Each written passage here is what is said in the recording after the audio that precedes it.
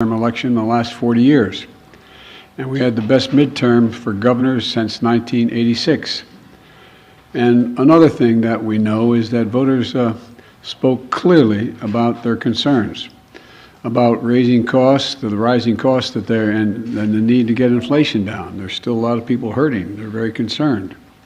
And it's about crime and public safety. And they sent a clear and unmistakable message that they want to preserve our democracy and protect the right to choose in this country. And I especially want to thank the young people of this nation who, I'm told, I haven't seen the numbers, voted historic numbers again, and just as they did 2 years ago. They voted to continue addressing the climate crisis, gun violence, their personal rights and freedoms, and the student debt relief. Last night, I was pleased to call Maxwell Frost, a 25-year-old who got elected, I guess the youngest man ever elected to the United States Congress. And I told him I told him that I was the first elected, the second youngest person ever elected to the United States Senate at 29. That I have no doubt he's off to an incredible start and what I'm sure will be a long, distinguished career. And when he's president and they say Joe Biden's out in the outer office, I know I'm going to say Joe who. But the voters were also clear that they are still frustrated. I get it. I understand it's been a really tough few years in this country for so many people. When I came to office, we inherited a nation with a pandemic raging and an economy that was reeling. And we acted quickly and boldly to vaccinate the country and to create a stable and sustained growth in our economy. Long-term investment to rebuild America itself, our roads, our bridges, our ports, our airports, clean water systems, high-speed internet. And we're just getting started. The interesting thing is that this is all going to really come into clear view for people in the months of January, February, March of next year. It's just getting underway. So I'm optimistic about how the public is going to even be more embracive of what we've done. Historic investments that are leading companies to invest literally hundreds of billions of dollars combined to build semiconductor factories and other advanced manufacturing here in America. It's going to create tens of thousands of good-paying jobs. And by the way, a significant number of those jobs are going to be jobs that pay average $126,000, $127,000. You don't need a college degree to get those jobs. We're dealing with global inflation as a result of the pandemic and Putin's war in Ukraine. We're also handling it better than most other advanced nations in the world. We're lowering gas prices. We're taking on powerful interests to lower prescription drug costs and health insurance premiums and energy bills. After 20 months of hard work, the pandemic no longer controls our lives. It's still a concern, but no longer controls our lives. Our economic policies have created a record 10 million new jobs since I came into office. Unemployment rate is down from 6.4 when I was sworn in to 3.7%, near a 50-year low. And we've done all this while lowering the federal deficit in the 2 years by $1.7 trillion. Let me say it again, $1.7 trillion. No administration has ever cut the deficit that much. And reducing the federal deficit is one of the best things we can do to lower inflation, but while we've made real progress as a nation, I know it's hard for folks to see that progress in their everyday lives. And it's hard to see the results from actions that we took while we have to implement what we've done. But I believe we took the right steps for the country and for the American people. In fact, if you look at the polls, overwhelming majority, I don't look at them much anymore because I'm not quite sure how to read them anymore. I hope you are uncertain as well. But overwhelming majority of American people support the elements of my economic agenda. From rebuilding America's roads and bridges to lowering prescription drug costs to historic investment in tackling the climate crisis to making sure that large corporations begin to pay their fair share in taxes. And I'm confident these policies are working and that we're on the right path, and we need to stick with them. All these initiatives take hold as they do, from lead pipes being removed from schools and homes to new factories being built in communities with a resurgence of American manufacturers. That's already created, by the way, 700,000 brand new manufacturing jobs. You've heard me say it ad nauseum. I don't know where it's written. It says we can't be the manufacturing capital of the world. We are now exporting product, not jobs, around the world, people across the country are going to see even more clearly the positive effects on their day-to-day lives. But I still understand why they're hurting right now. So many people are concerned. As I have throughout my career, I'm going to continue to work across the aisle to deliver for the American people. And it's not always easy, but we did it the first term. And I'll be surprised a lot of people that we signed over 210 bipartisan laws since I've become president, and we're revitalizing American manufacturing, gun safety, we did it together, and dozens of laws positively impacting on our veterans. And let me say this, regardless of what the final tally in these elections show, and there's still some counting going on, I'm prepared to work with my Republican colleagues. The American people have made clear, I think, that they expect Republicans to be prepared to work with me as well. In the area of foreign policy, I hope we'll continue this bipartisan approach of confronting Russia's aggression in Ukraine. When I return from the G20 meetings in Indonesia with other world leaders, I'm going to invite the leaders of both political parties, as I've done in the past in my foreign trips, to the White House to discuss how we can work together for the remainder of this year and into the next Congress to advance the economic and national security priorities of the United States. And I'm open to any good ideas. I want to be very clear. I'm not going to support any Republican proposal that's going to make inflation worse. For example, the voters don't want to pay higher prescription costs for drugs. We've cut that now. We're going to kick into gear next year, next calendar year. And I'm not going to walk away from the historic commitments we just made to take on the climate crisis. They're not compromisable issues to me, and I won't let it happen. The voters don't want more taxes for the tax cuts for the super wealthy and biggest corporations. And I'm going to continue to focus on cost cutting for working and middle class families and building an economy from the bottom up and the middle out. I know you're tired of hearing me say that, but I genuinely mean it. That's what makes America grow. The wealthy do very well when the middle class is doing well, and the poor have a way up. And while continuing to bring down the federal deficit. You know, as we look at tax cuts, we should be looking at tax cuts for working people and middle-class people, not the very wealthy. They're fine. And if you can go out and be a multimillionaire, that's great. Just pay your fair share. That's all. That's all. Just pay your fair share. It's like those 55 corporations in 2000 that made $40 billion and didn't pay a penny in federal taxes. It's not right. Everybody has an obligation. So now they have to pay a staggering 15%. You all pay more than that for your taxes.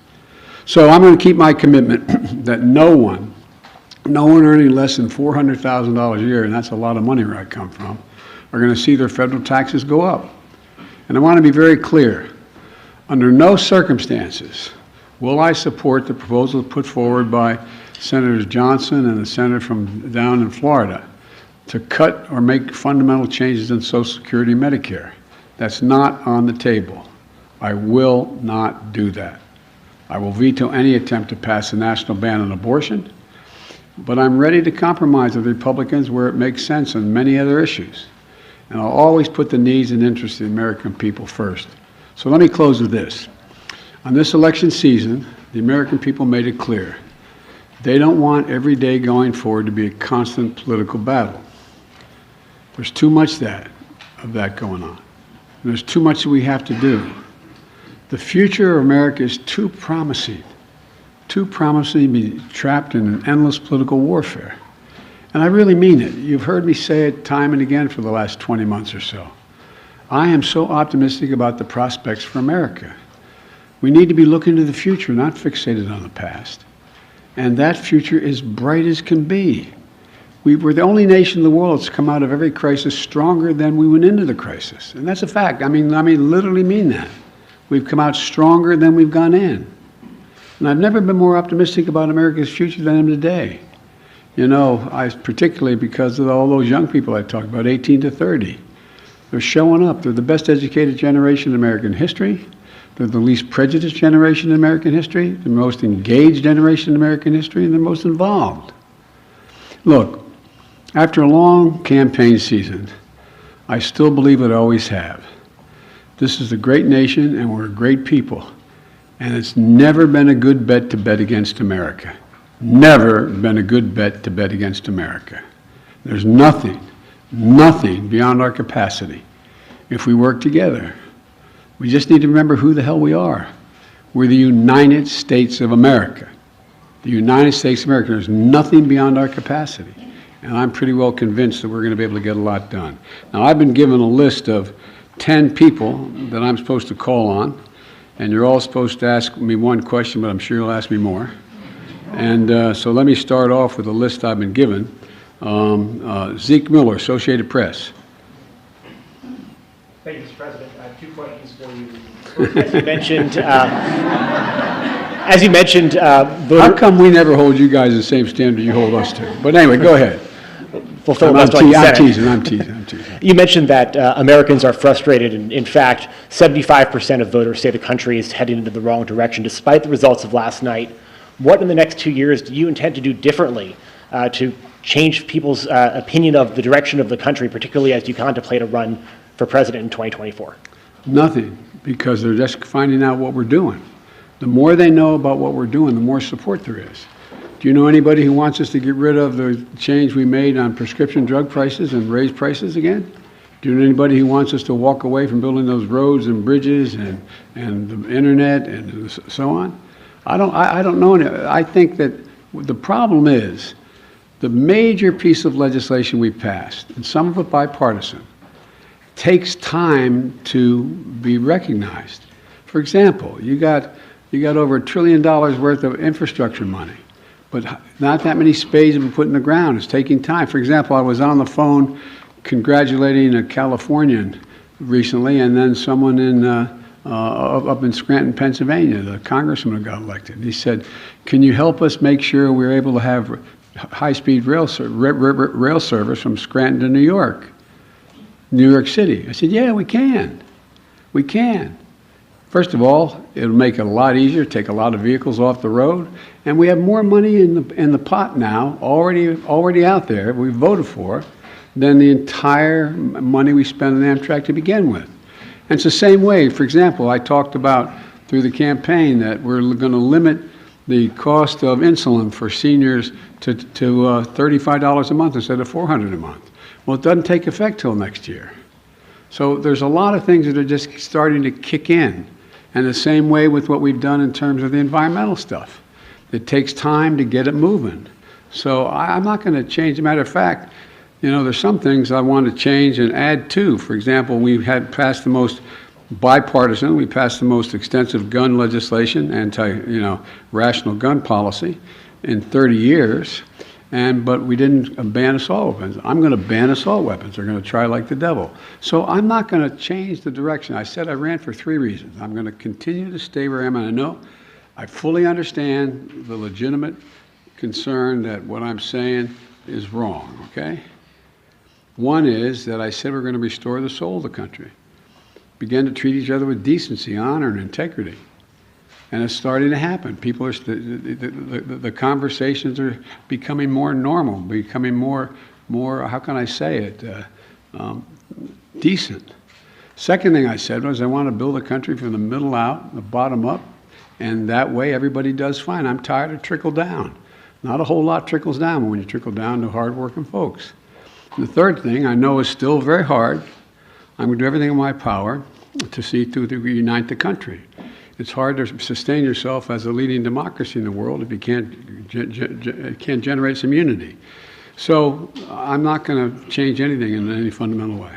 And just on a different topic, Mr. President, Russia today claimed that it had evacuated the Kherson region and the Kherson city. Do you believe that this is potentially an inflection point in that conflict? And do you believe that Ukraine now has the leverage it needs to begin peace negotiations with Moscow? First of all, I found it interesting they waited till after the election to make that judgment, and which we knew for some time that they were going to be doing. And it's evidence of the fact that they have some real problems, the Russian military, number one. Number two, whether or not that leads to, at a minimum, it will lead to time for everyone to recalibrate their positions over the winter period. And it remains to be seen whether or not there will be a judgment made as to whether or not Ukraine is prepared to compromise with Russia. I'm going to be going to the G20 I'm told that President Putin is not likely to be there, but other world leaders are going to be there in Indonesia. And we're going to have an opportunity to see what the next steps may be. Nancy, CBS, Nancy Cordes. Thank you, Mr. President. I have a few questions. Been saving them up. First of all, Republican leader Kevin McCarthy said last night that it is clear we are going to take the House back. Do you think he's probably right about that? Well, based on what we know as of today, we've lost very few seats for certain. We still have a possibility of keeping the House, but it's going to be close. And for example, in Nevada, we won all 3 of those seats, contested seats. I went out for each, and I spoke with for each of those folks, but we won them all. I didn't know that last night, so it's a moving target right now, but it's going to be very close. Can you describe your relationship with Mr. McCarthy? How often do you speak to him? What do you think of him? I think he's a Republican leader, and I haven't had much of occasion to talk to him, but I will be talking to him. I think I'm talking to him later today.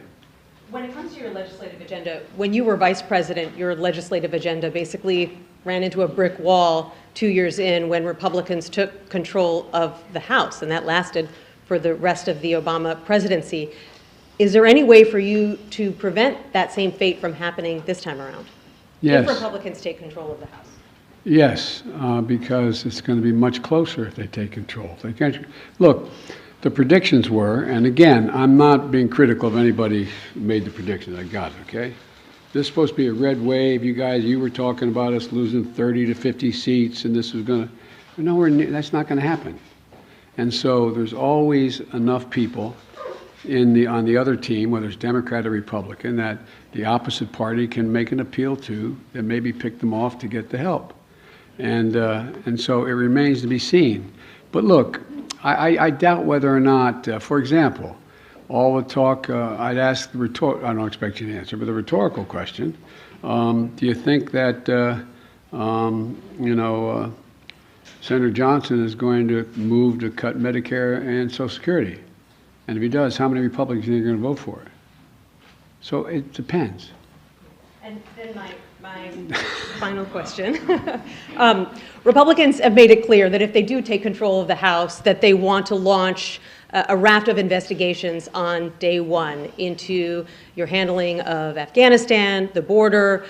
They want to look into some of your cabinet officials. They want to investigate you. They may even want to investigate your son. What's your message to Republicans who are considering investigating your family, and particularly your son Hunter's business dealings?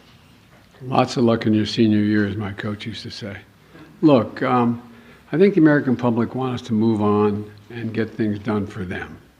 And, I heard that it was reported, whether it's accurate or not, I'm not sure, but it was reported many times that Republicans were saying, and the former president said, how many times are you going to impeach Biden? Impeachment proceeding against Biden. I mean, I think the American people will look at all of that for what it is. It's just almost comedy. I mean, but look, I can't control what they're going to do.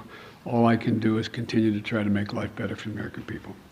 Okay, Phil Mattingly, CNN. Thank you, Mr. President. I have 37 questions. I'm kidding. Sir, at a fundraiser last month, you said, quote, the rest of the world is looking at this election, both the good guys and the bad guys. You noted you're going to the G20 in a couple days. You'll come face to face with many of those leaders the same moment that your predecessor is considering launching his re-election effort. How should those world leaders, both good guys and bad guys, view this moment both for America and for your presidency? Well, first of all, these world leaders know we're doing better than anybody else in the world, as a practical matter. Notwithstanding the difficulties we have, our economy is growing.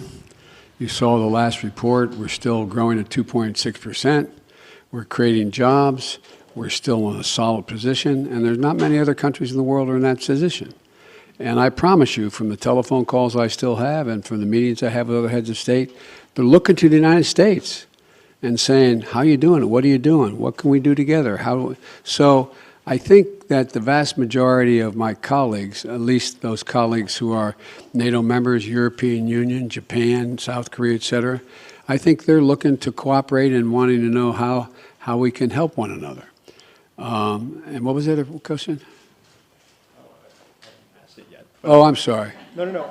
So I think one way I would follow up on that is you noted that you felt like there was a shift in terms of people being willing to show more decency in this moment. You've often talked about breaking the fever or kind of a transition from this moment that we've faced over the last several years. Do you feel like the election is what represents that? Do you feel like the fever is broken, I guess? Well, I don't think we're going to break the fever for the super mega MAGA Republicans. I mean, but I think they're a minority of the Republican Party. I think the vast majority of the members of the Republican Party, we disagree strongly on issues, but they're decent, honorable people. We have differences of agreement on issues. But they, I work with a lot of these folks in the Senate and the House for a long time, and they're honest and they're straightforward. They're different than mine, but they're decent folks. And so I think that the rest of the world, and a lot of you have covered other parts of the world, and the rest of the world is looking at the United States. I guess the best way to say this is to repeat what some of you heard me say before. The first G7 meeting for the public, that's the 7 largest democracies, when I went to right after we got elected in February, after I got sworn in January.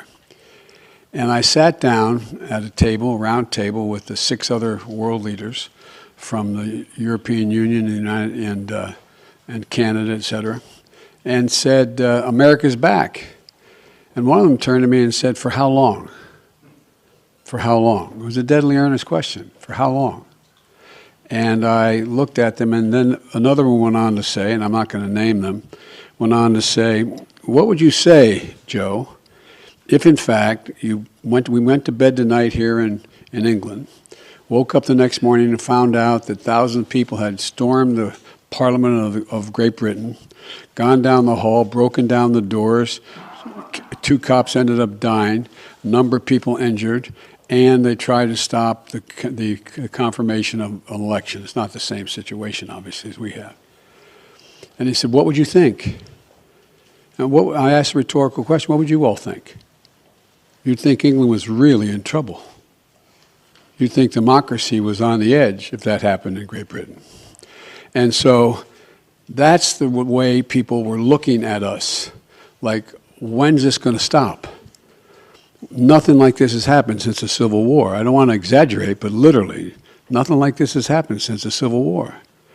And so what I find is that they want to know, is the United States stable?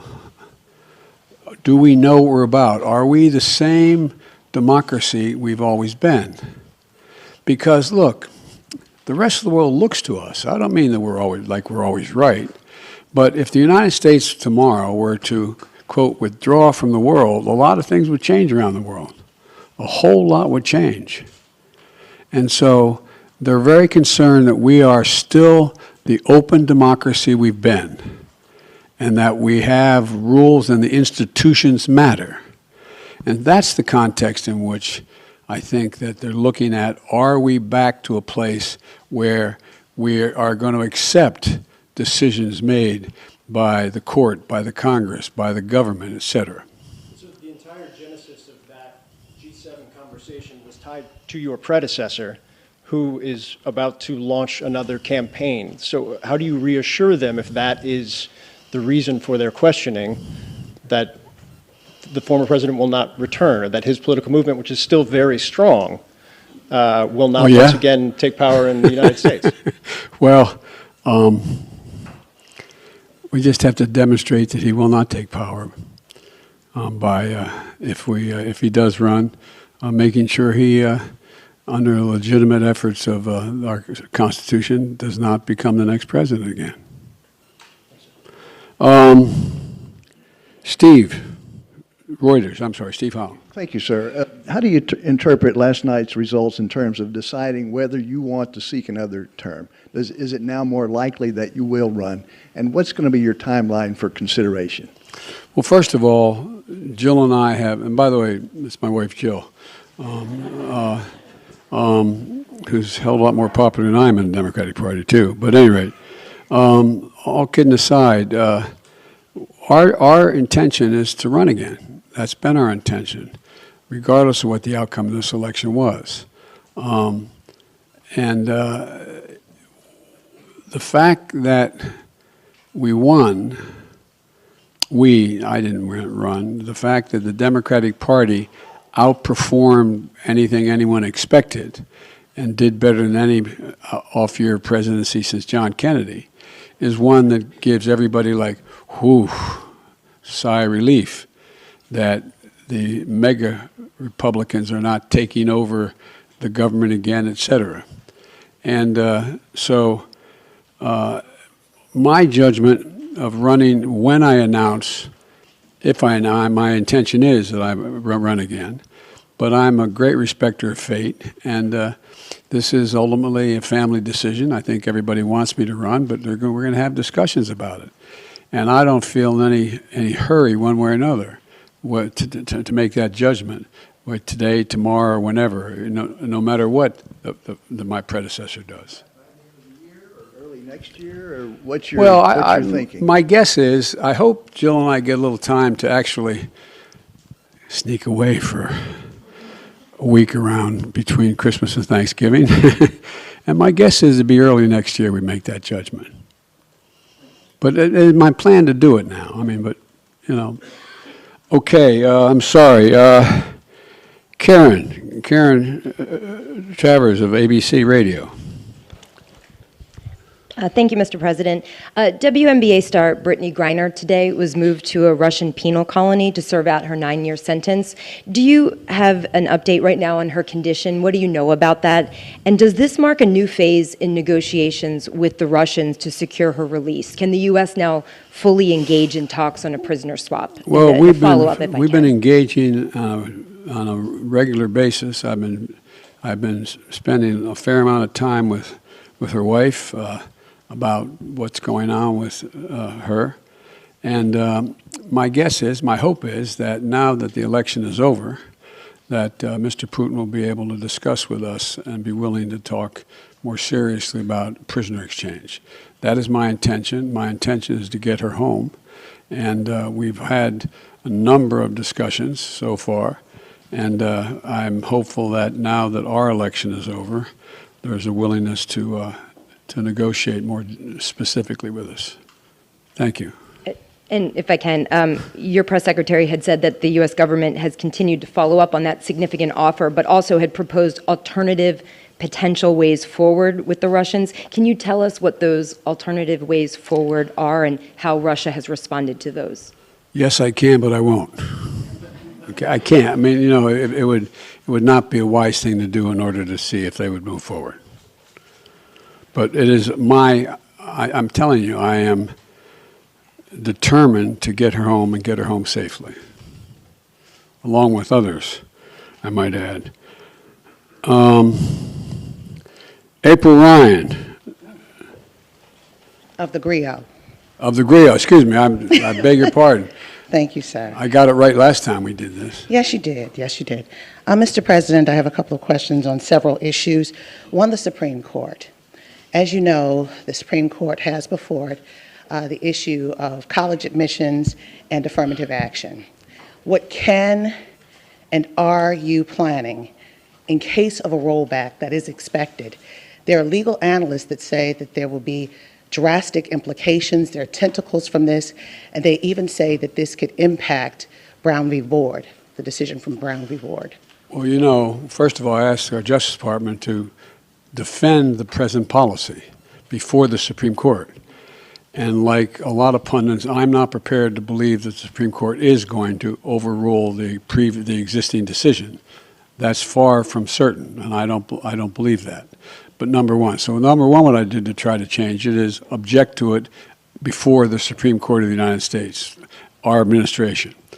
Number two, there are a number of things that we can and must do to make it. And by the way, this is a case involving an Asian American in terms of getting into school, and whether there's affirmative action makes sense at all from the standpoint of those who are arguing against it. But, you know, the fact is that we're also in a circumstance where there's a lot that we can do in the meantime to make sure that there's an access to good education across the board. And that is by doing things that relate to starting education at age 3, formal schooling at age 3, which increases not daycare but school. All the studies over 10 years show that that increases the prospect of someone making it through 12 years without any difficulty, no matter what the background they come from, by 56%. And I also think that we should be making sure that we have the ability to provide for 2 years of education beyond that, whether it's apprenticeships or community colleges. And we also are in a situation where I think that, for example, I want to make sure a lot of it has to do with finances as well, that we make sure that we have help for people who come from modest means to be able to get to school.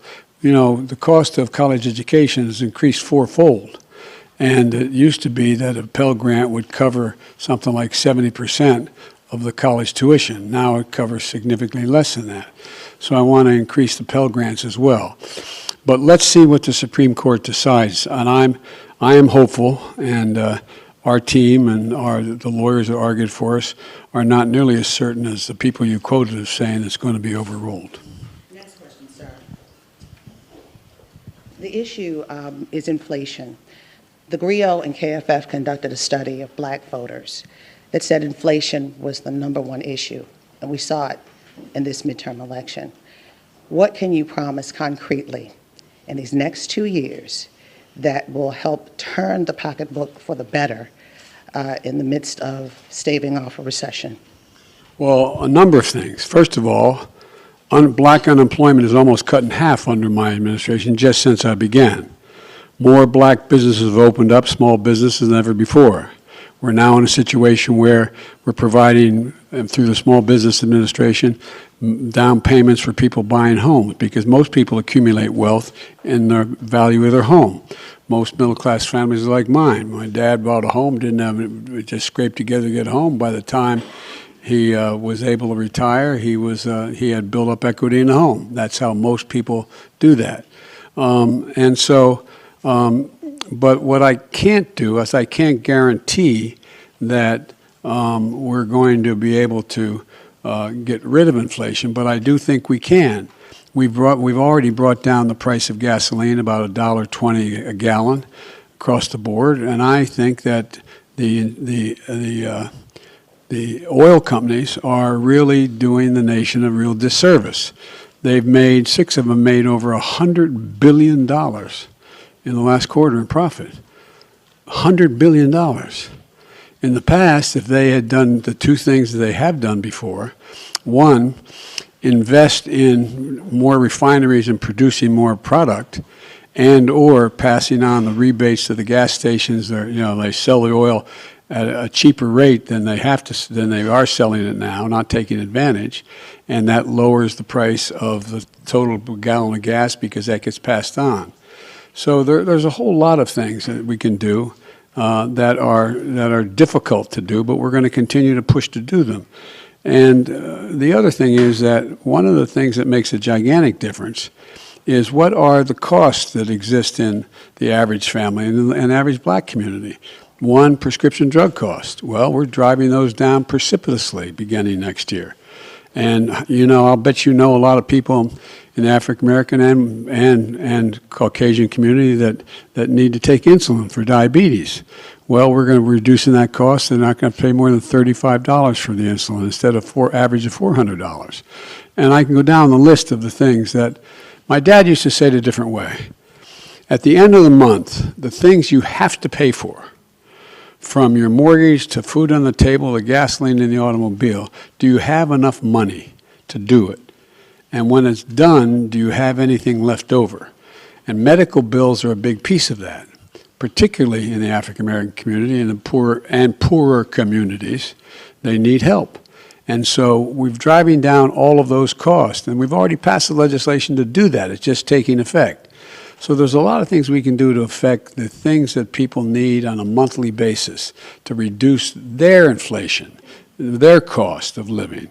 And so, but I am optimistic because we continue to grow and at a rational pace. We are not anywhere near a recession right now in terms of the growth, but I think we can have what most economists call a soft landing. I'm convinced that we're going to be able to gradually bring down prices so that they, in fact, end up with us not having to move into a recession to be able to get control of inflation. And Mr. President, last question on humanity. Everybody else got some. Well, you're coming. Okay, go ahead. Last question on humanity. Sir, you can't legislate and you can't executive order out the issue of empathy or the lack thereof in the midst of this rhetoric, this heated political rhetoric. What's next?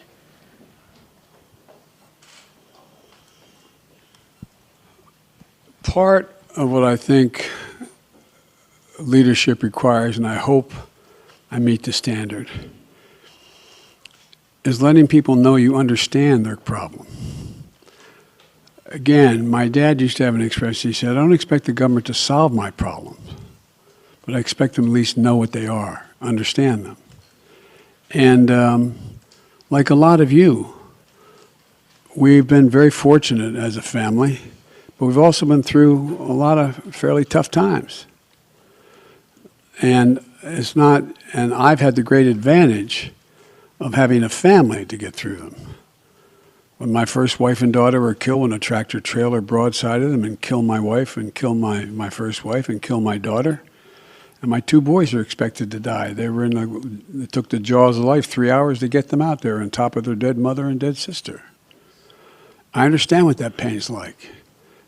And when Jill and I lost Bo after a year in Iraq, winning the Bronze Star Conspicuous Service Medal, a major in the United States military, came home with stage 4 glioblastoma because he lived about between 200 and 500 yards from a burn pit that's 10 feet deep and as big as a football field, burning every toxic waste you could find. You know, I think that we understand what it's like to lose family members, mothers, fathers to cancer. All of you been through that kind of thing. We've been fortunate, though. We've had each other. We've had strong families, Jill's sisters, my brothers, my sister. And so what we can do to deal with that empathy is make sure there's help available. Make sure there's people who are there to help, whether they are psychologists or whether they're medical doctors or whether they're social workers, to be there to help just hold a hand.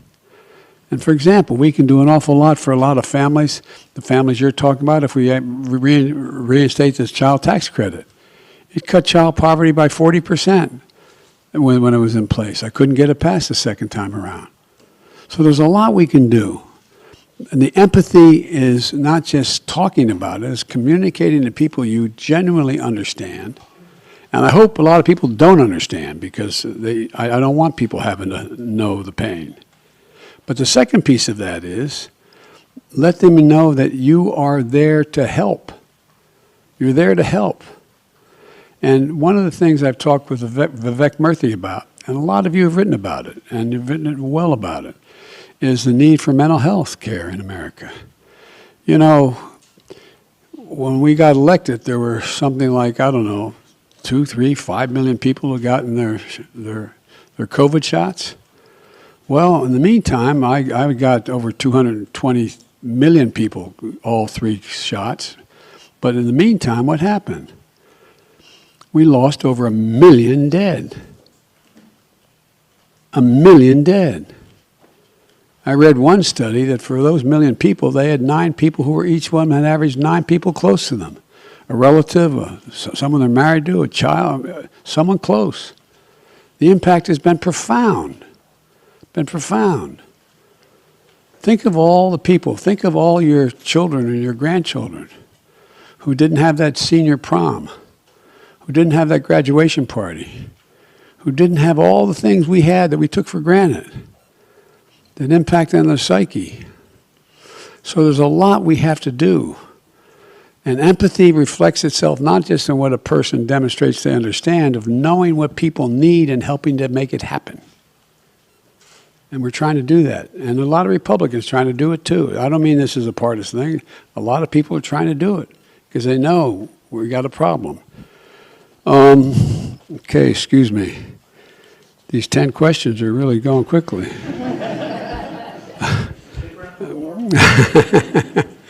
Well, I've got to meet with some of my, talk to some of the Republican leadership soon. But anyway, Jenny Leonard, Bloomberg.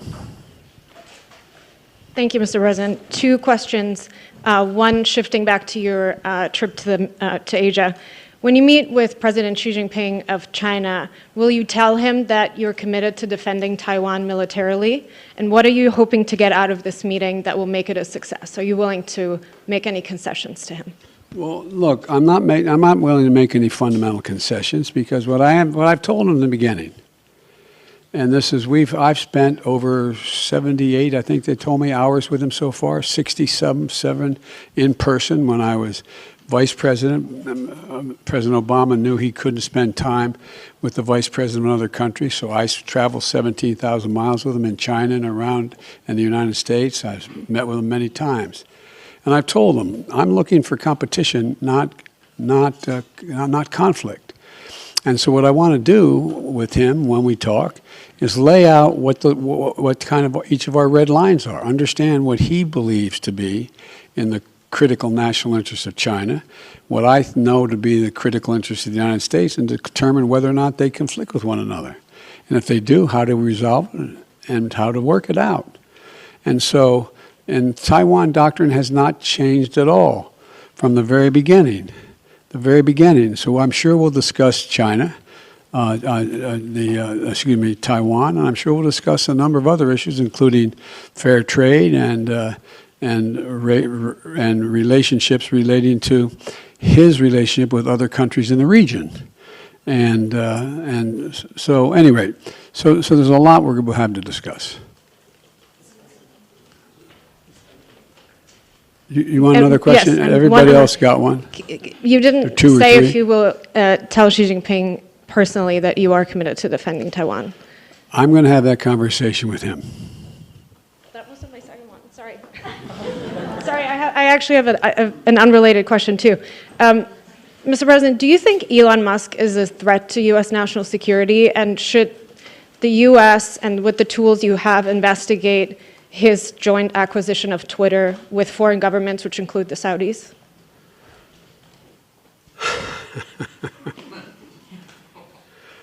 I think that Elon Musk's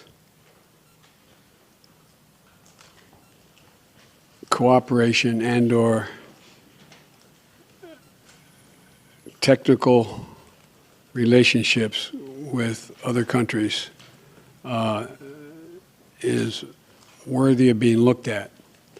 Whether or not he is doing anything inappropriate, I'm not suggesting that. I'm suggesting that it's worth being looked at.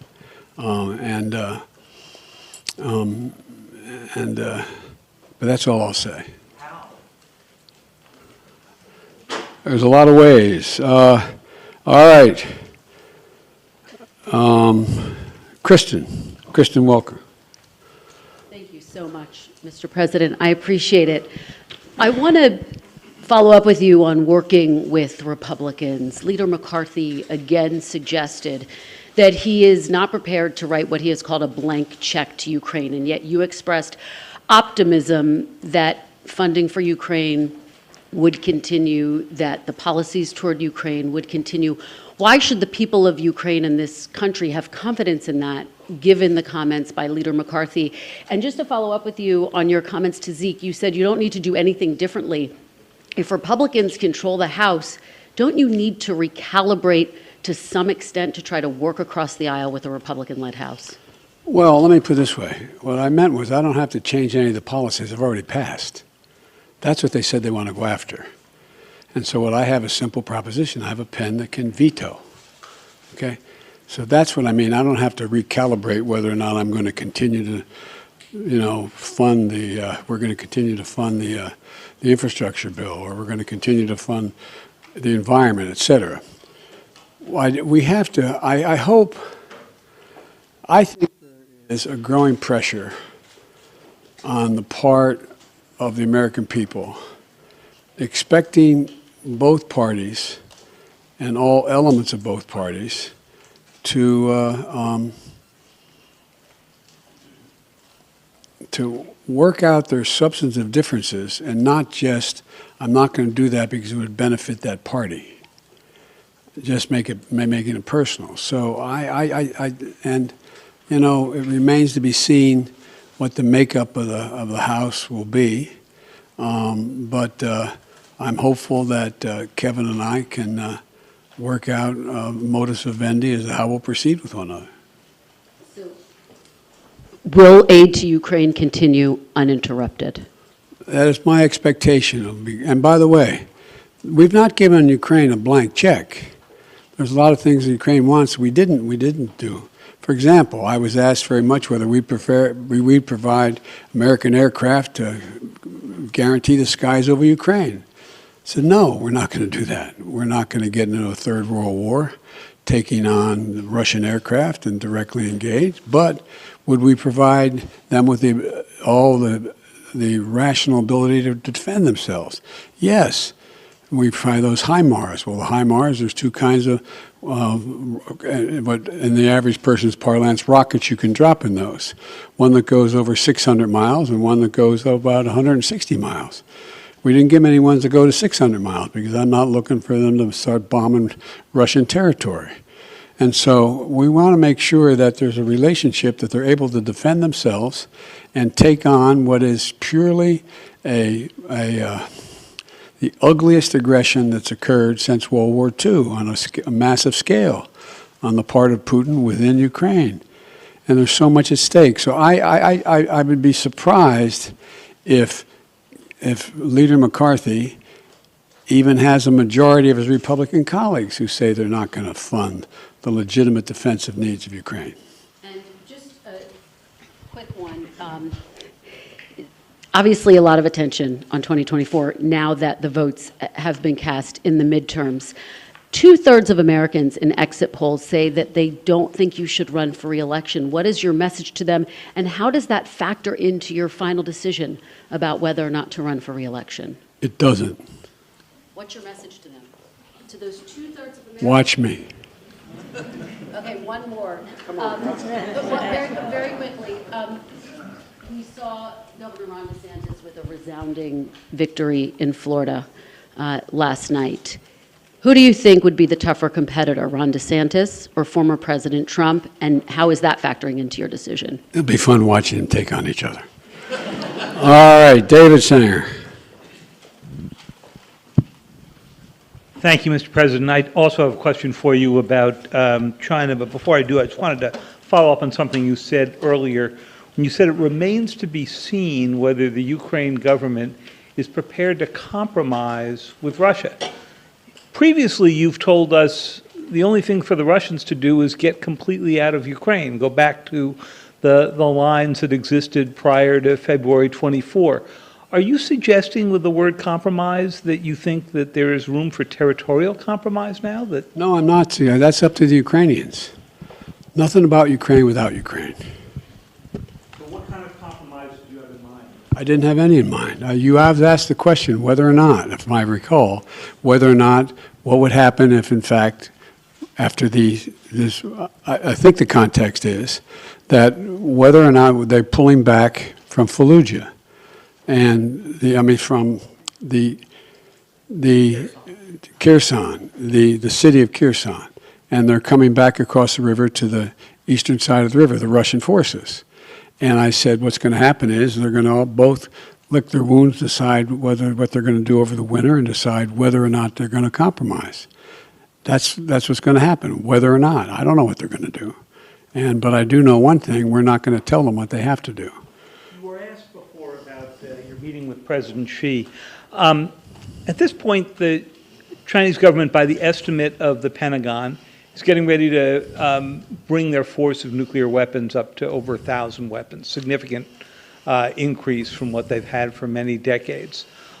You've seen the threats from President Putin about the use of his nuclear force. Remember how you all went after me when I said that was real?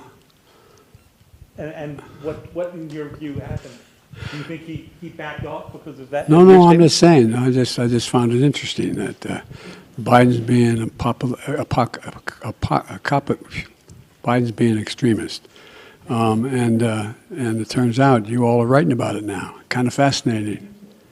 So my question is, do you think that they are putting together a real alliance, the Chinese and the Russians? And do you believe that you need to begin speaking with President Xi about some form of arms control if he's going to get up to a level of weapons similar to what the United States and Russia have right now? No and yes. No, I don't think there's a lot of respect that China has for Russia or for Putin. I don't think they look at that as a particular alliance. Matter of fact, they've been sort of keeping their distance a little bit. I do think that it remains to be seen whether Xi Jinping has decided that, or backed off of his initial judgment that he wanted China to have the most powerful military in the world, as well as the largest economy. But he's a long way from both. But I think talk about nuclear weapons and location, a number of them, and access is important to discuss. Thank you all so very, very much.